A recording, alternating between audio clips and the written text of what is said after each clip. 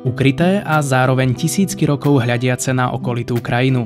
Hradisko Molpír, nenápadný vršok v srdci malebnej obce Smolenice, je významnou archeologickou lokalitou.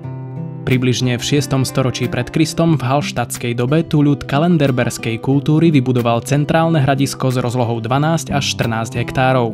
Hradisko žilo čulým hospodárskym a nábožensko-kultúrnym životom. Ako stavebný materiál použili stavitelia voľne kladený kameň. Opevnenie spevnili násypmi a drevenými konštrukciami. Zánik osídlenia sa datuje v rokoch 570 až 560 pred našim letopočtom. Prispeli k nemu časté vojenské konflikty a tiež nezhody a spory medzi domácim obyvateľstvom. Dnes Molpír ponúka predovšetkým nádherný výhľad na okolitú prírodu, obec Smolenice a dolinu Hlboče.